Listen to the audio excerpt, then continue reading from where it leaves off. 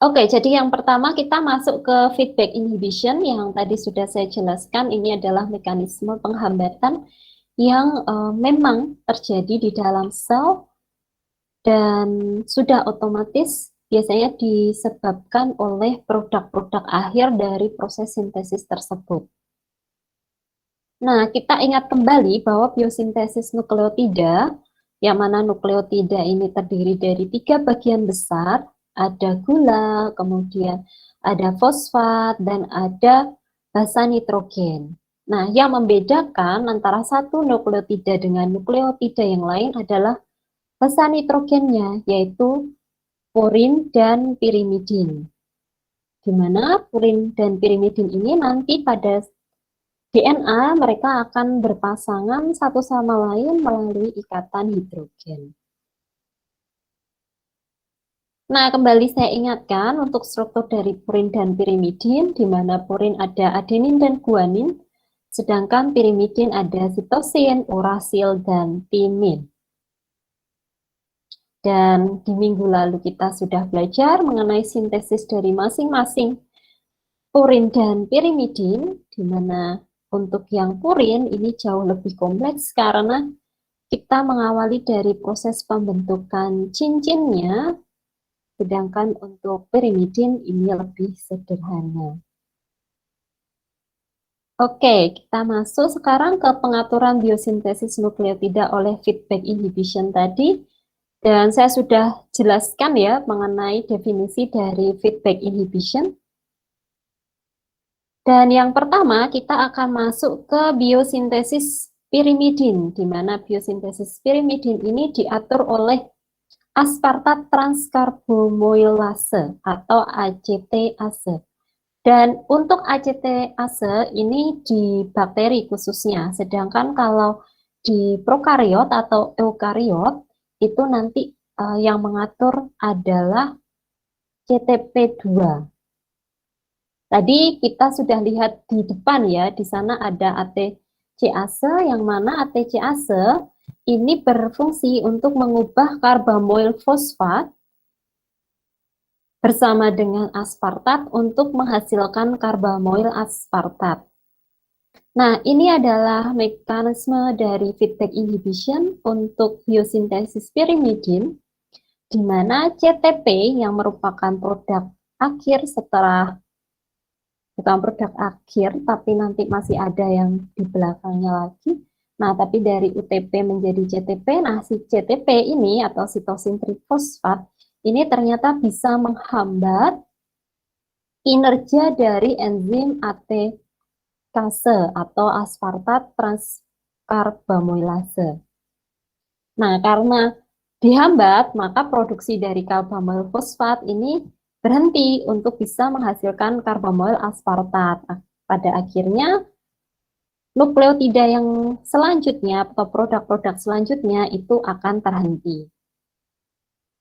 Nah, sedangkan di sini kalau adik-adik lihat ada tanda plus untuk ATP, di sini keberadaan ATP di sini itu berfungsi untuk mendorong reaksi itu berlangsung. Tapi pada saat CTP dihasilkan dan ternyata bertemu dengan aspartat transkarbomoilase, maka reaksi itu akan berhenti. Nah, di sini saya berikan penjelasannya di mana aspartat transkarbomoilase dihambat oleh CTP yang merupakan produk akhir dari biosintesis pirimidin. Sedangkan ATP di sana itu mendorong biosintesis pirimidin untuk dapat berlangsung. Nah, kemudian tadi saya sudah sempat sampaikan, namun untuk mekanisme ini tentu berbeda antar satu organisme dengan organisme yang lain. Sedang oleh karenanya di sana saya infokan bahwa untuk ACCase ini hanya ada di bakteri untuk penghambatannya. Sedangkan untuk prokariot atau eukariot yang lain, bagian atau enzim yang dihambat itu adalah CPS2 atau karbamoil fosfat sintase 2. Yang jika adik-adik ingat, dia ada di bagian awal untuk proses menghasilkan karbamoil fosfat. Bahkan sebelum karbamyl fosfat itu dihasilkan, itu sudah dihentikan dahulu.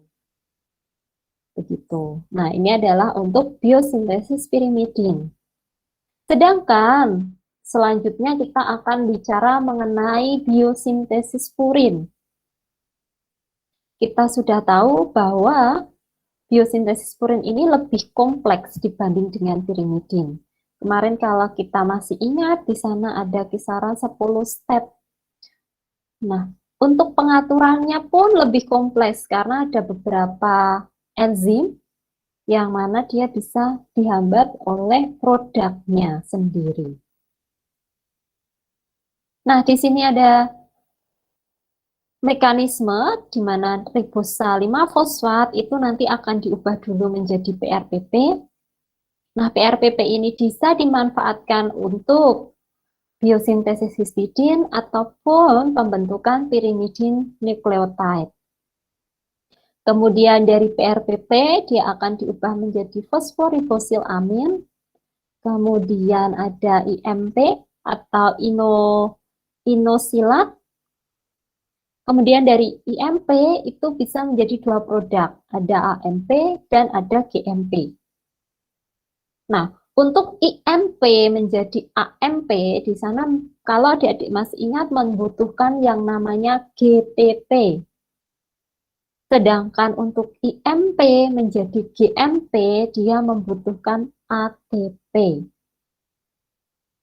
Nah, nanti untuk GTP dan ATP ini pun dia akan mengatur proses biosintesis purin. Nah, di sini kita lihat di sana, adik-adik kalau lihat ada dua garis yang warnanya pink, itu menunjukkan area-area yang dihambat oleh AMP, GMP maupun IMP.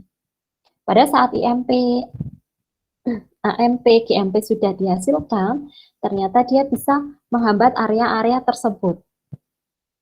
Yang pertama yaitu daerah penghasilan atau pembentukan dari ribosa 5-fosfat menjadi PRPP, kemudian dari PRPP menjadi fosforibosil amin. Dua daerah tersebut atau dua proses tersebut itu dihambat oleh IMP, AMP, dan GMP.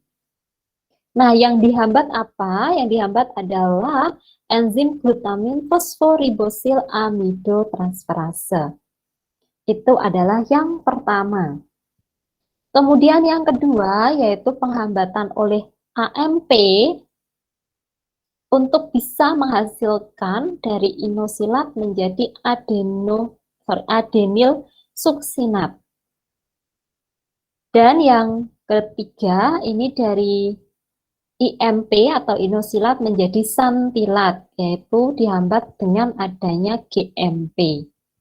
Nah, ini adalah mekanisme umumnya yang nanti bisa membantu adik-adik untuk memahami satu persatu bagiannya.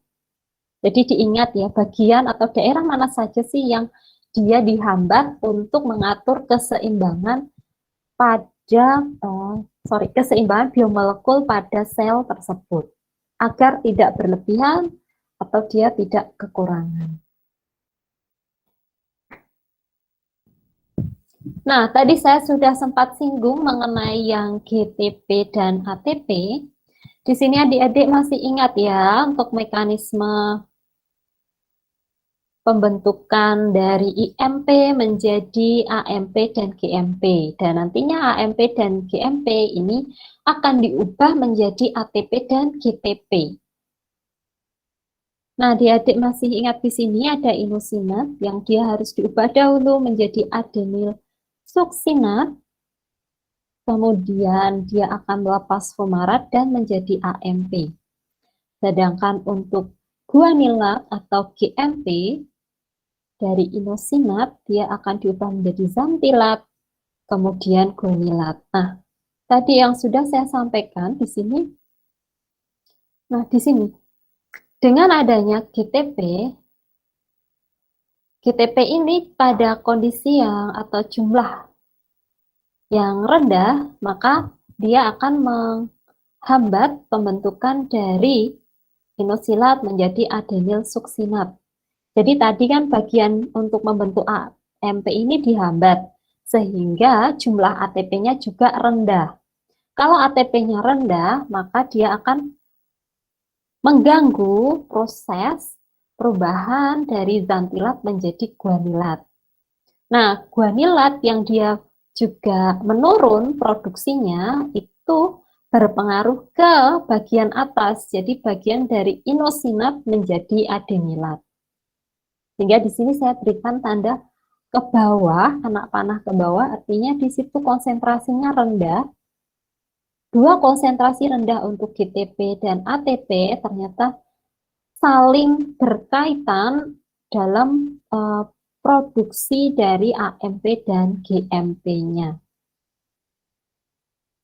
Nah, untuk tiga mekanisme feedback inhibition yang utama pada biosintesis purin ini, yang pertama yaitu tadi diingat kembali penghambatan transfer atau perpindahan gugus amino ke PRPP. Yang mana yang dihambat, PRPP ini menghambat pembentukan dari 5 fosforibosil amin. Yang dihambat adalah enzim glutamin PRPP amidotransferase. Kemudian yang menghambat apa? Yang menghambat adalah IMP, AMP, dan GMP. Yang mana dia bisa terikat di enzimnya sehingga enzim ini menjadi tidak aktif. Kemudian yang kedua yaitu penghambatan pembentukan xantilat atau XMP dan adenyl suksinat dari inosilat itu inosilat atau IMP. Tadi dilihat ya, di mana untuk di sini untuk enzim IMP dehidrogenase ini dihambat oleh kelebihan GMP. Sedangkan untuk enzim adenyl suksinat sintase ini dihambat oleh kelebihan AMP. Nah, kemudian yang ketiga, dengan penghambatan akibat penghambatan yang ada di nomor 2, jadi kelebihan GMP ini menghasilkan IMP dehidrogenase tidak aktif, sehingga xantilatnya menurun, dan otomatis GMP-nya juga turun dan GTP-nya juga rendah. Nah, ternyata produksi dari GTP yang rendah itu berpengaruh ke sintesis ATP atau AMP. Jadi AMP kemudian baru ADP dan ATP. Sedangkan produksi yang rendah untuk ATP akibat dihambat oleh rendahnya produksi inosilat menjadi adenyl suksinat itu berpengaruh ke produksi dari GMP yang nantinya menjadi GTP-nya juga rendah. Nah, di sini saya tuliskan bahwa masih sama prosesnya, tapi dari kedua produk tersebut atau implikasi dari proses penghambatan di awal itu ternyata memberikan implikasi yang signifikan terhadap proses produksi dari AMP dan GMP-nya juga. Begitu. Jadi ini adalah 3 mekanisme feedback inhibition utama yang perlu adik-adik tahu bahwa di dalam metabolisme itu tentu ada sintesis dan juga ada pengaturannya agar produk-produknya ini tidak berlebihan. Begitu. Nah, kemudian untuk DNA sendiri bagaimana? Di sini untuk DNA, karena tadi kita sudah menghasilkan atau belajar proses sintesis dari nukleotida, sehingga untuk DNA pun ini juga ada pengaturannya. Kalau adik-adik masih ingat bahwa prekursor dari deoksiribonukleotida itu adalah ribonukleotida itu. Yang mana ribonukleotida nanti akan direduksi menghasilkan deoksiribonukleotide. Nah, proses reduksi tersebut dibantu oleh ribonukleotide reduktase yang mana ternyata ribonukleotide reduktase, gambarnya ada di sebelah kiri, ini bagian yang warnanya pink, terdiri dari dua bagian, ada punya dua sisi, yaitu sisi allosterik untuk aktivitas total dan sisi allosterik untuk spesifik, jadi substrat spesifik. Nah, masing-masing sisi itu punya efek yang berbeda apabila dia ada substrat yang menempel di sana. Allosterik sendiri itu apa sih, Bu? Nah, allosterik ini adalah suatu enzim yang mana dia punya dua sisi aktif. Dua sisi untuk penempelan substratnya, yang mana satu untuk mendorong reaksi itu berjalan dan satunya untuk menghambat. Nah, di sini untuk yang allosteric site, bagian activity atau untuk aktivitas keseluruhan itu ditunjukkan oleh warna biru. Sedangkan untuk yang warna kuning itu adalah sisi untuk substrat spesifik.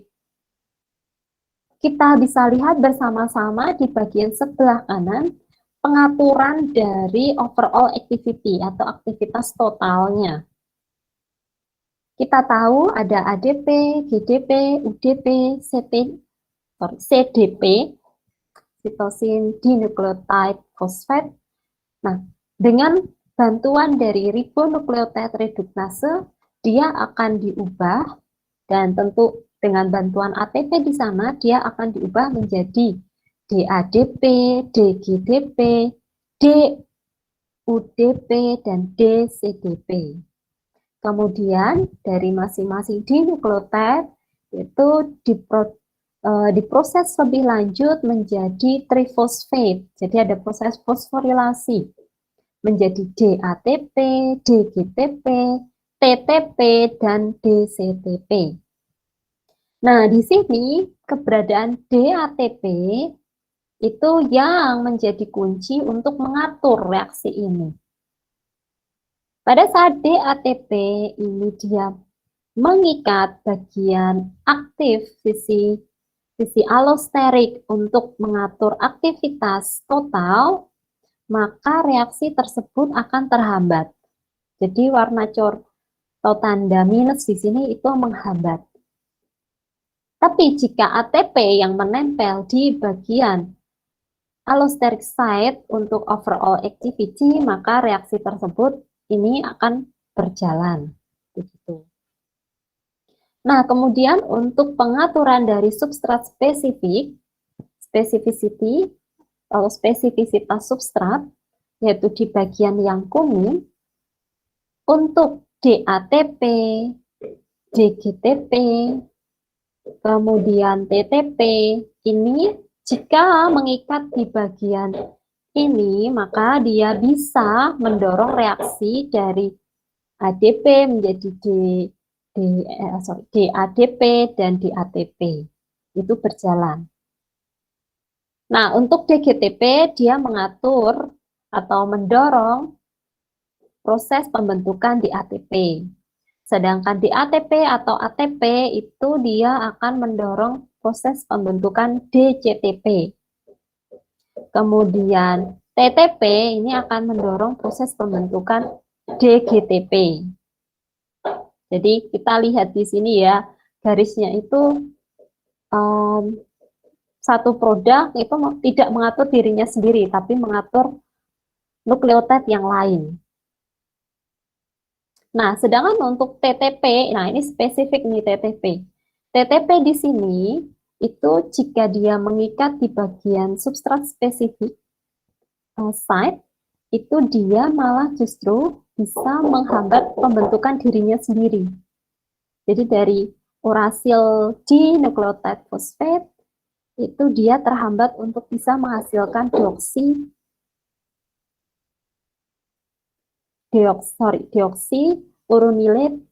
uridin dinukleotide fosfat.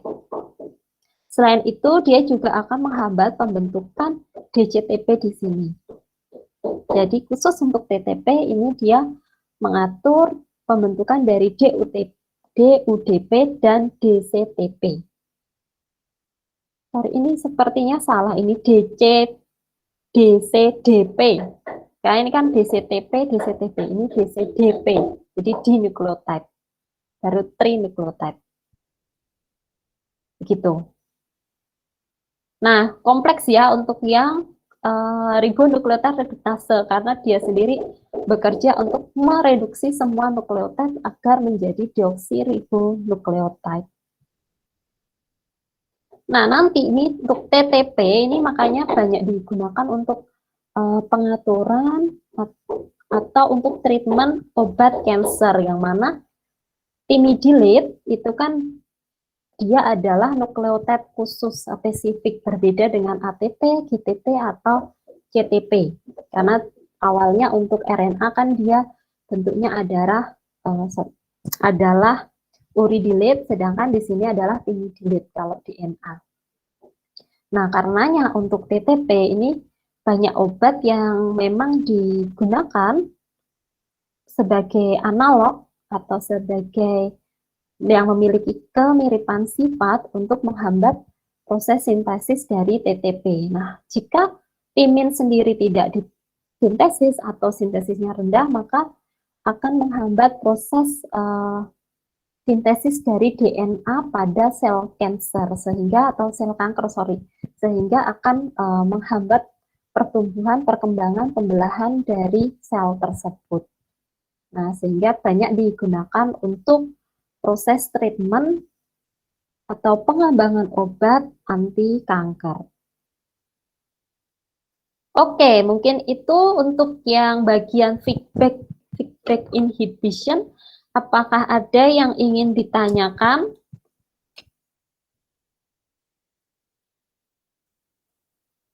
Kok pada diem saja? Jangan tidur ya.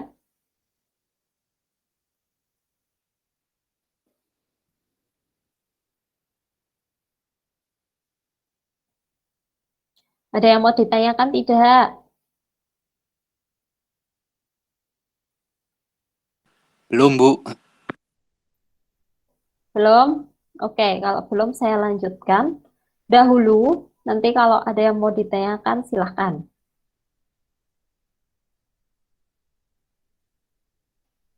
Nah, kemudian kita akan masuk ke katabolisme purin. Jadi ini sudah masuk ke bagian degradasi. Ada purin dan ada pirimidin. Kita akan awali dulu dengan purin.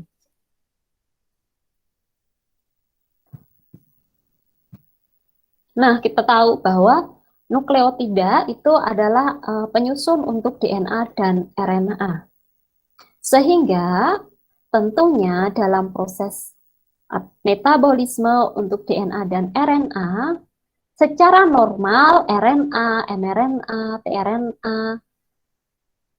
rRNA itu nanti akan dipecah untuk regenerasi sel, pada proses regenerasi sel oleh nuklease. Sehingga nanti akan ada nukleotida di sana.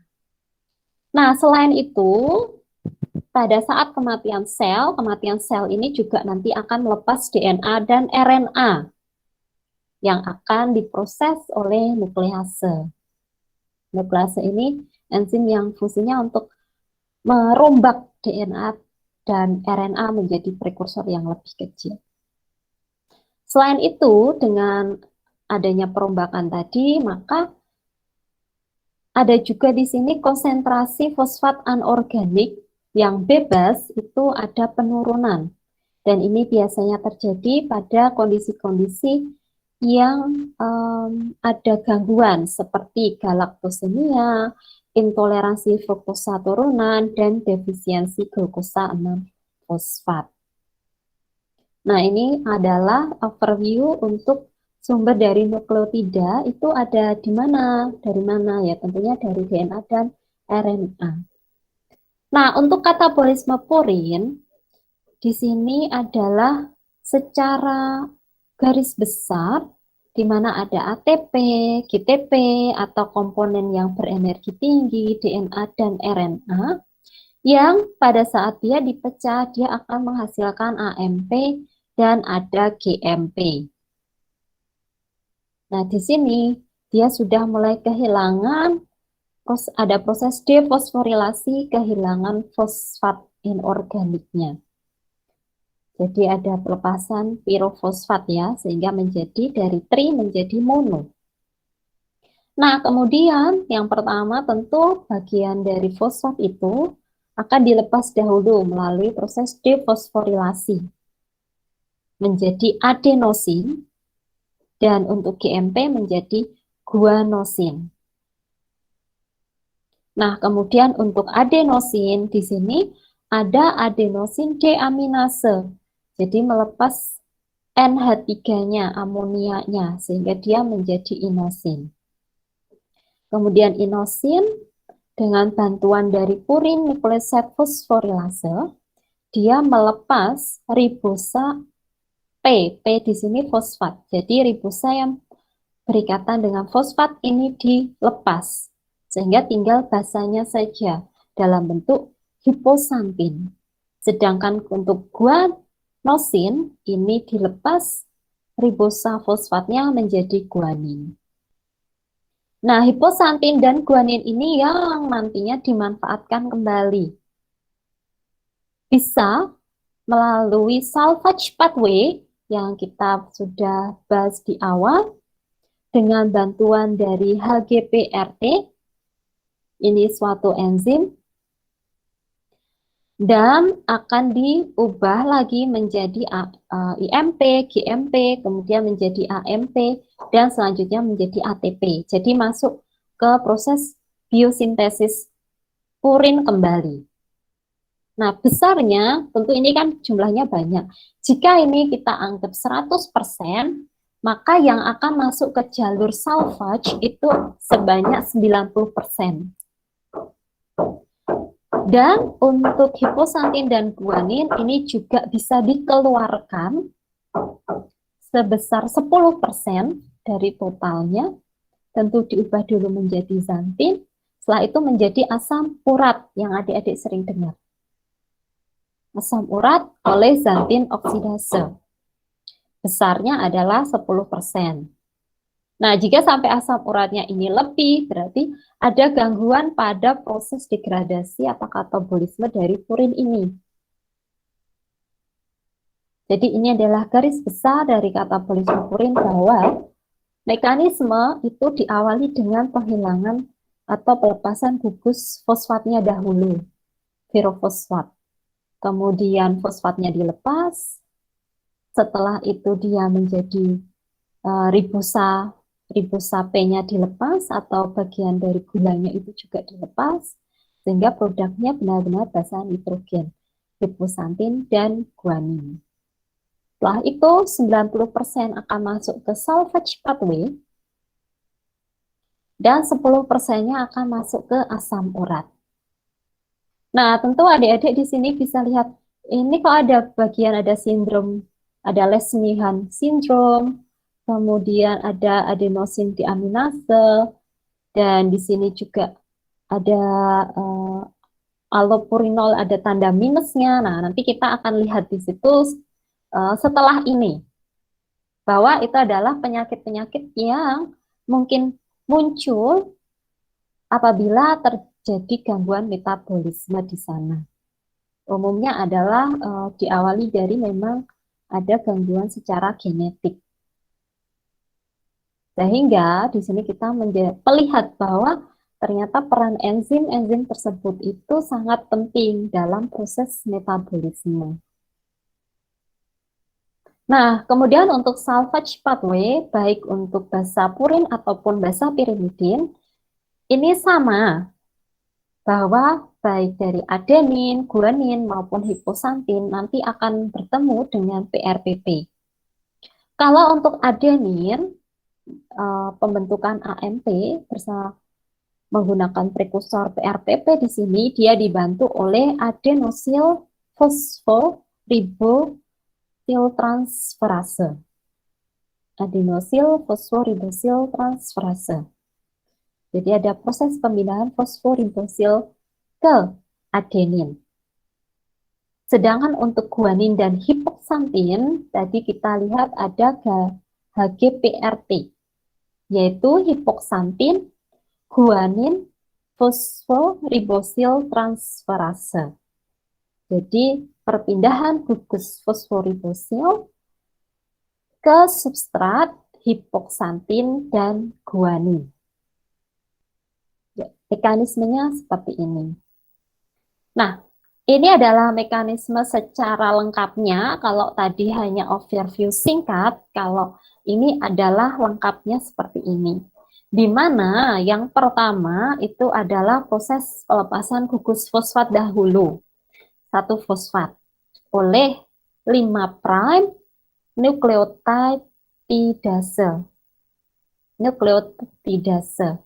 Dari GMP dilepas 1 fosfatnya menjadi guanosin dan untuk AMP menjadi adenosin.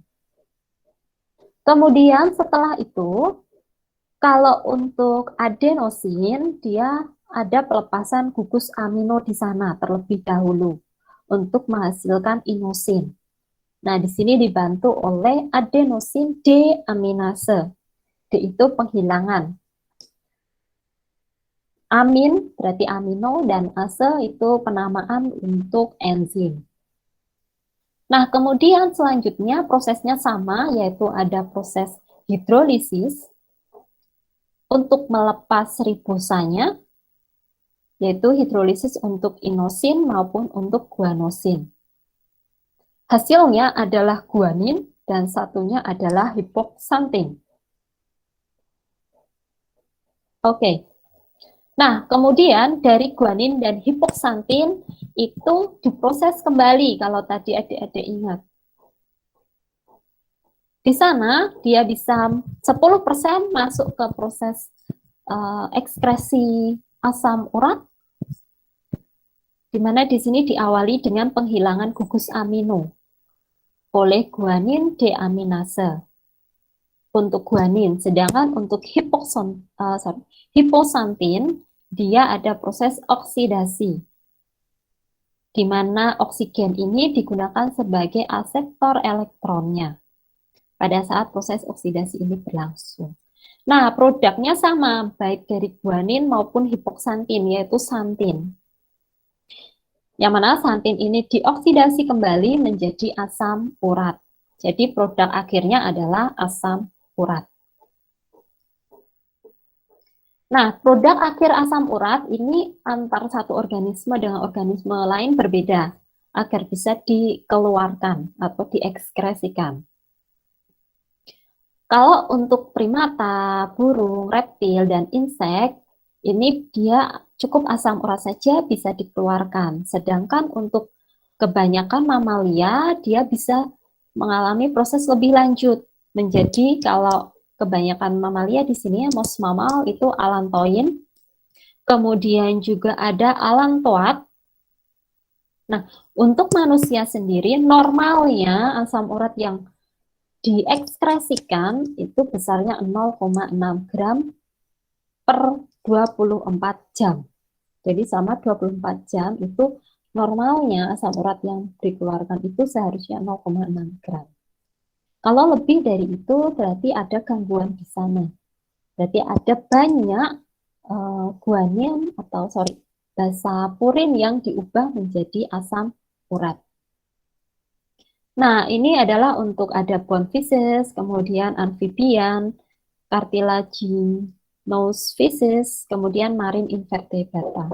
Ada alantoat, kemudian ada juga urea, dan ada ion amonium. Kemudian kita akan masuk ke yang ketiga, yaitu untuk katabolisme pirimidin. Tadi di awal kita bahas tentang purin, dan sekarang kita masuk ke pirimidin. Semoga bisa diikuti ya.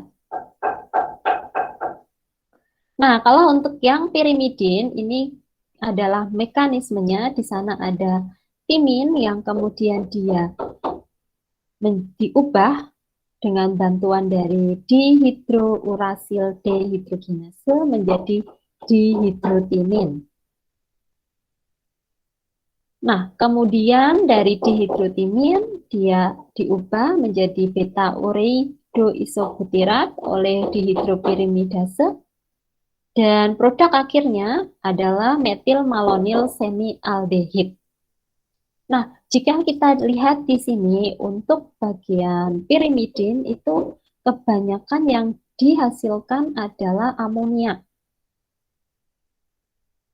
Dan juga nanti dari amonia ini kan dia bisa tentunya ada sintesis urea di sana. Nah, sedangkan untuk hasilnya yaitu metil malonyl semialdehid ini bisa dimanfaatkan dalam proses katabolisme valin. Jadi dia tidak berhenti sendiri, tapi ternyata hasilnya ini dia merupakan intermediate dari katabolisme valin. Nah, valin itu apa? Valin itu adalah salah satu asam amino. Sehingga produk ini nanti bisa masuk ke katabolisme dari asam amino. Nah, untuk pirimidin itu jauh lebih sederhana dibanding dengan yang purin tadi. Kalau purin tadi di sana ternyata gangguannya, gangguan dari metabolisme atau proses degradasi purin itu ternyata memberikan efek ke kesehatan. Sedangkan kalau pirimidin karena lebih sederhana, maka produknya yang lebih kecil itu ternyata bisa dimanfaatkan untuk proses metabolisme dari produk atau biomolekul yang lain. Nah, kemudian kita akan masuk ke yang terakhir, yaitu tentang gangguan metabolisme nukleotida. Jadi di sini lebih ke arah aplikasinya, sehingga kita bisa tahu efek samping dari metabolisme yang tidak bagus itu timbul gangguan apa saja. Selain adik-adik sering dengar ada inflamasi dan sebagainya, tentu ada yang lain tadi. Nah, kembali di sini saya ingatkan secara garis besarnya, di sana ada gangguannya adalah HGPRT defisiensi, jadi rendahnya hipoksantin guanin fosforibosil transferase itu menyebabkan adanya sindrom Lesch-Nyhan. Sindrom Lesch-Nyhan ini biasanya terjadi pada anak-anak. Iya, gimana Alveni? Alveni angkat tangan. Apa ada yang mau ditanyakan?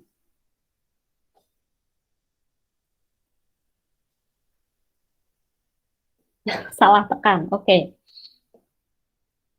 Nah, kemudian yang lainnya di sini adalah adenosin deaminase defisiensi. Kita lihat di sini bahwa adenosin deaminase digunakan untuk memproduksi inosin. Yang mana dari inosin nanti akan diubah ke hipoksantin. Jika di sini jumlah dari adenosin deaminasenya ini rendah, otomatis mekanismenya ini juga menjadi turun. Sehingga produk inosinnya menjadi rendah, tapi jumlah adenosinnya menjadi tinggi. Nah, ternyata di sini perubahan dari jumlah enzim tersebut itu menyebabkan terjadinya gangguan imunitas. Nah, apa saja detailnya kita akan lihat bersama-sama. Yang pertama di sini adalah adenosin deaminase atau biasa disingkat ADA defisiensi. Jadi kekurangan enzim adenosin deaminase. Nah, apa sih adenosin deaminase defisiensi? Ini merupakan suatu gangguan resesif autosomal, yaitu suatu penyakit yang diakibatkan oleh kelainan genetik. Dia bisa menyebabkan severe combined immunodeficiency, jadi gangguan imunitas yang cukup berat. Di sini dengan adanya adenosin tadi yang cukup banyak, sehingga tingkat dioksiadenosin trifosfatnya tinggi dan itu akan terakumulasi di sel darah merah pasien. Sehingga karena DATP-nya tinggi, maka tadi kita lihat bersama-sama di awal, dia bisa menghambat ribonukleotide reduktase. Yang mana ribonukleotide reduktase itu digunakan untuk mereduksi ribonukleotida biar menjadi deoksiribonukleotide, sehingga sintesis DNA bisa berjalan. Nah, jika ribonukleotide reduktase ini dihambat, maka juga akan terjadi penurunan produksi prekursor penting yang dimanfaatkan dalam sintesis DNA. Ya, Dek tentu tahu kalau DNA-nya sendiri proses sintesisnya terhambat, maka nanti sentral dogma itu tidak bisa berjalan. Produksi protein lain atau baik fungsional maupun struktural itu juga akan menurun. Nah, di sini ternyata gangguan dari sintesis DNA itu juga berimplikasi pada disfungsi, yaitu gangguan fungsi dari sel T dan sel B. Kalau mungkin pernah dengar, dua sel itu dia terlibat dalam proses imunitas, jadi membangun sistem imun di dalam tubuh. Di mana sel B nanti dia akan memproduksi antibodi,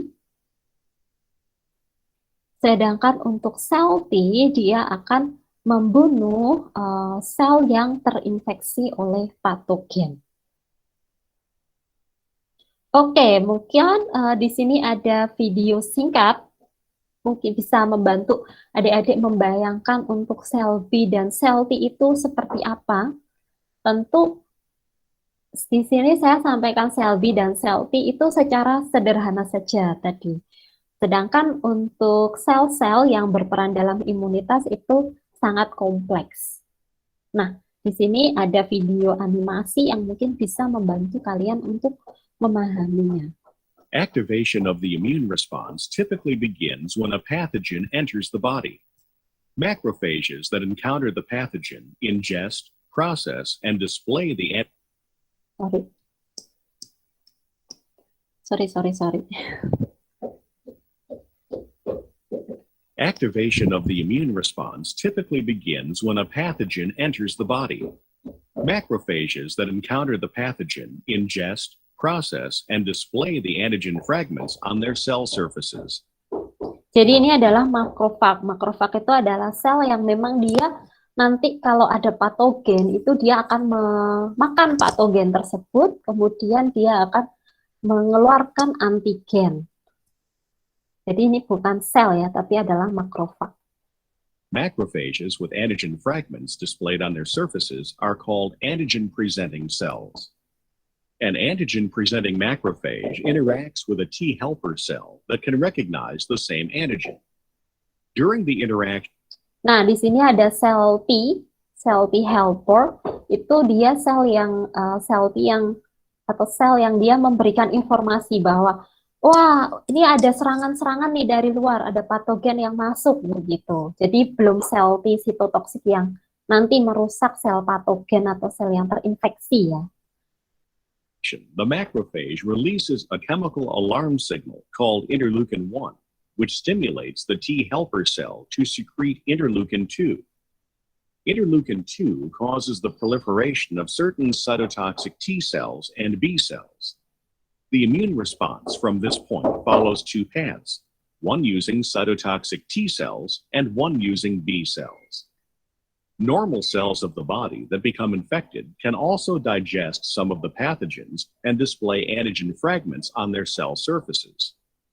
The body makes millions of different types of cytotoxic T cells. Each type is able to recognize a particular antigen. The cytotoxic T cells that are capable of recognizing the antigen displayed on the surfaces of infected cells bind to the infected cells and produce chemicals that kill the infected cell. Death of the infected cells results in destruction of the pathogen. B cells also come in millions of different types, each able to recognize a particular antigen. When B cells become activated by T helper cells, they differentiate into plasma cells. These plasma cells become antibody-producing factories, flooding the bloodstream with antibodies that can bind to the antigen involved in this infection. Antibodies bind to the antigens on the surfaces of the pathogens, marking them for destruction by macrophages. Some of the B cells do not turn into antibody factories, but instead become memory B cells that may survive for several decades.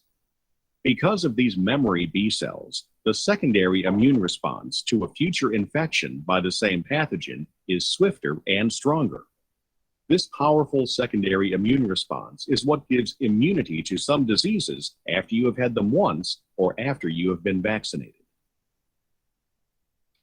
Oke, jadi ini tadi adalah video tentang imunitas. Itulah kenapa kalau kita misal sudah sakit, sederhananya sudah sakit flu dan parah, nah kemudian nanti pada saat sudah ada serangan kedua, ketiga itu tubuh kita sudah bisa mengatasinya. Karena di sini tadi ada memori B cell yang dia sudah mengingat kembali, bahwa oh patogen yang seperti ini, antigennya begini, dan nanti antibodinya begini.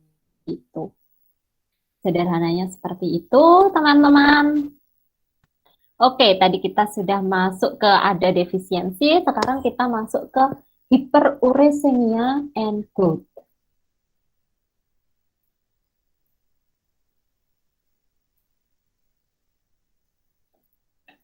Oke. Baik. Nah, hiperuresemia dan gout itu apa? Nah, di sini saya mencoba mencari pengertian dari gout itu apa. Jadi, gout ini lebih ke arah encok, linu-linu, lebih ke peradangan mungkin ya yang terjadi akibat asam urat yang terendapkan di tubuh. Nah, di sini ada hyperuresemia and gout, yaitu overproduksi dari asam urat dan juga bisa disebabkan oleh sekresi asam urat yang rendah oleh ginjal. Nah, ginjal ini adalah organ untuk mensekresikan asam urat yang ada di tubuh. Jika misal sekresinya rendah, tentunya asam urat yang ada di tubuh ini tinggi. Dan tadi asam urat yang dihasilkan dari proses degradasi urin, jika misal terlalu banyak, berlebihan, lebih dari 10% tentu akan ada di dalam tubuh, masuk ke darah. Nah, di sini, dari gout itu dia bisa berkembang menjadi gouty arthritis, yang mana sifatnya akut dan kronis. Hal ini bisa terjadi jika asam urat atau monosodium urate itu mengendap di persendian dan jaringan lunak. Nah, akibatnya apa? Jika dia mengendap di persendian dan jaringan lunak, lama-lama dia bisa menyebabkan terjadinya inflamasi atau peradangan. Nah, salah satu obat yang bisa mengatasi kedua masalah ini itu adalah allopurinol. Tadi kita lihat di bagian atas bahwa allopurinol ini di bagian sini, nah ini yang ada tanda minusnya, ini bisa menghambat aktivitas dari xantin oksidase, sehingga asam uratnya ini tidak terbentuk. Jadi dari satu gambar itu dia menceritakan beberapa hal.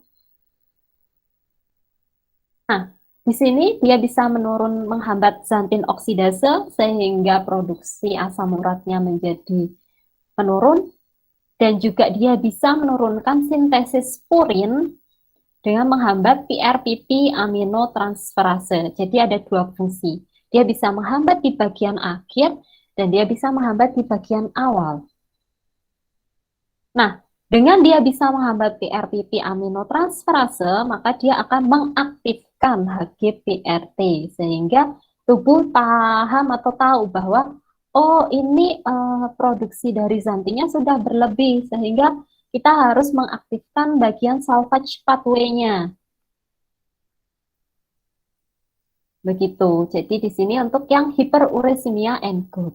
Nah, untuk selanjutnya ini adalah Lesch-Nyhan syndrome, di mana ini penyakit yang menyebabkan gangguan pada salvage pathway. Di mana salvage pathway ini sangat penting untuk sel syaraf pusat ternyata. Nah, ini adalah gangguan genetik, jadi kembali lagi ini adalah gangguan dari gen. yang mana gangguan genetiknya ini di bagian hipoksantin guanin fosforibosil transferase.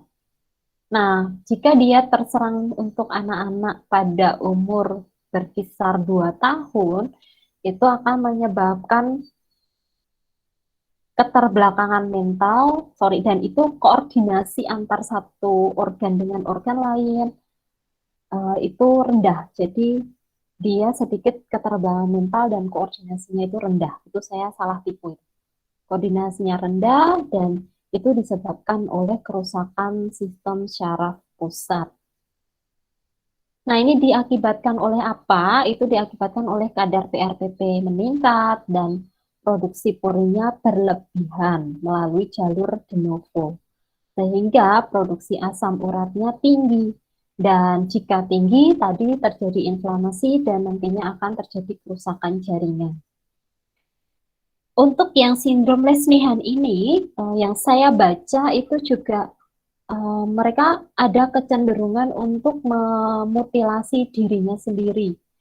Dengan apa? Dengan misal menggigit bibir, kemudian menggigit tangan, dan itu tidak mereka sadari, sehingga itu yang menyebabkan di sini sindrom Lesnihan ini kebanyakan yang mereka pengidapnya itu relatif lebih rendah untuk umurnya.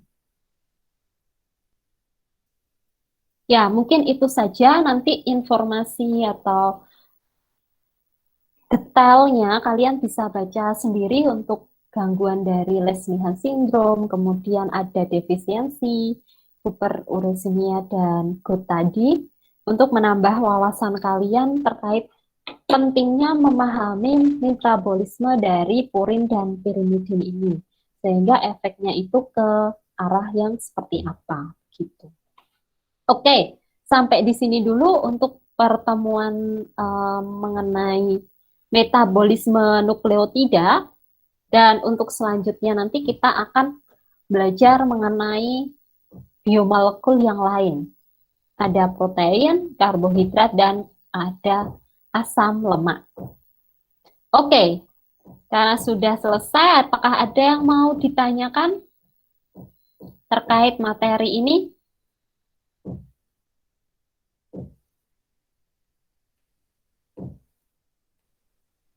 Kok diam semua? Tak cek loh kalau belum, kalau masih diam. Takut UTS-nya, Bu. Tenang. Jangan takut, orang belum mulai juga.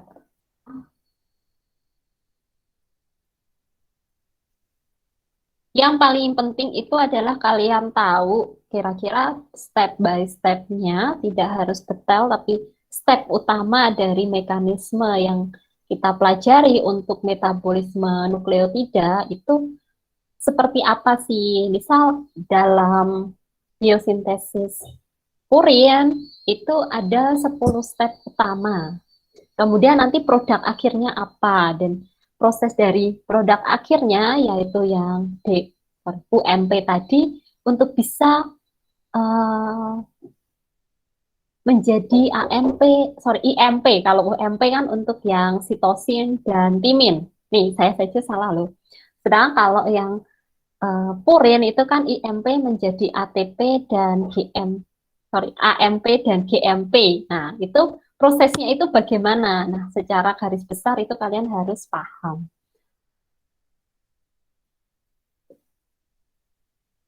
Oke, ada yang mau tanya atau enggak?